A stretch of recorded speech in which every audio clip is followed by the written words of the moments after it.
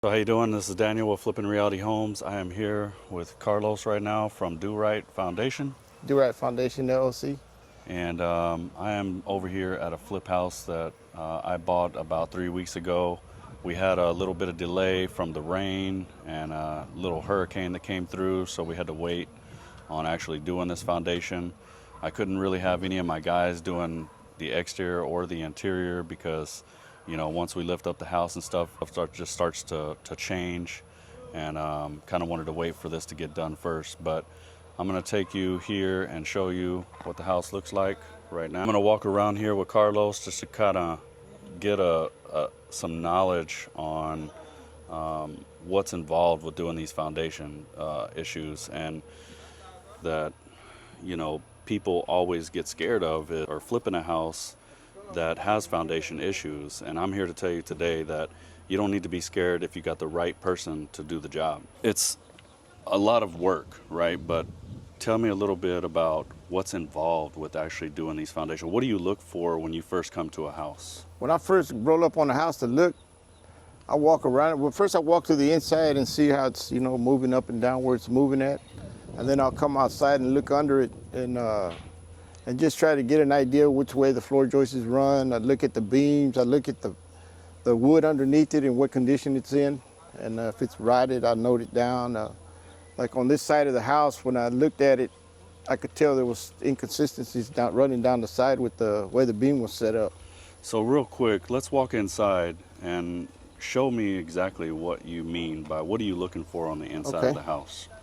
See, when I first walk in the house, I always look at the floor to see if there's any dips in it, any rolls. Look at the windows and see if they're straight here.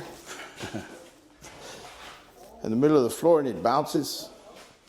So this is a pier and beam house. So you're looking for the dips. You're looking for like the piers coming up through the floors. Yeah, humps in the floor. Looking for all of that, right? Yeah. I notice, you know, a few times you brought the laser in. Do you only do that like on a pier and beam house, or or on a slab, or do you do that also on a pier and beam house? I do it also on a pier and beam. Okay. Yeah. And obviously the beam goes all the way around the house. And Yes, there's one that runs around the perimeter of the house, and like in this case, the beams run, you know, this way. Okay. There's one right here, right there, and there's one here. And for some reason, they have one running right here. So obviously the signs as the floors and stuff like that, what do you say to all the people? Because, you know, me and you have been in enough houses to know when it's actually a foundation issue and when it's just a crack in the wall. How do you determine, like, people call you out and there's like one crack in the wall and they're thinking that it's a foundation issue? Sometimes I'll shoot the laser on it to be 100% sure, but like from my experience, I can look and actually, you know, tell if it's from foundation, if it's from stress. Okay. Or sometimes, you know, over the doors, it'll be vertical. Yeah. And a lot of times when it's vertical, it's not foundation, just stretching and the house flexing. So what about like cracks in the slab? You know, is that a telltale sign that it's a foundation issue, or not always? Not always. Every slab's going to have some type of crack in it because the ground flexes and the slab will flex with it. Okay. Okay. So, and it cracks. And sometimes even when the concrete dries, it dries and cracks. Okay. And they'll have hairline cracks in it, fractures. Okay. On the outside, I'll look up underneath it and check the condition of the wood. I look for rot.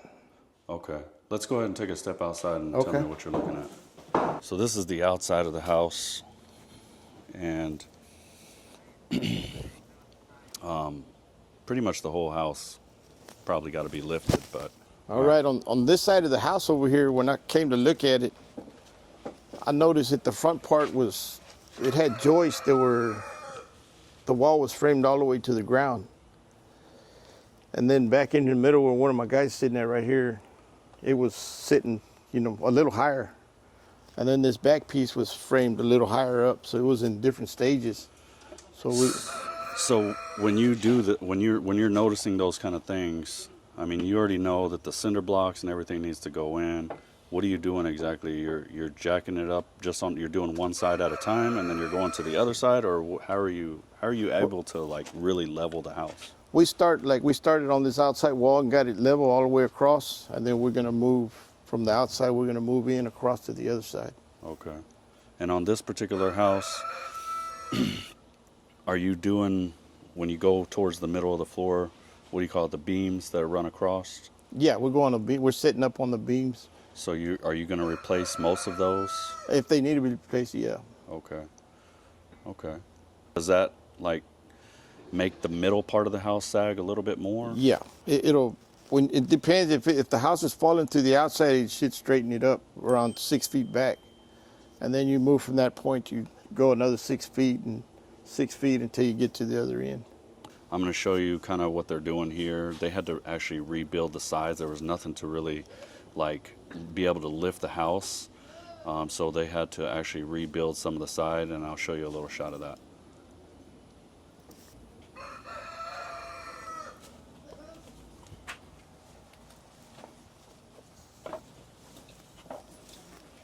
So the whole point of this video is to let you know that you don't have to be scared about doing houses that have a lot of foundation issues. For more tips and advice, follow me, subscribe, like and share, and always stay flippin'.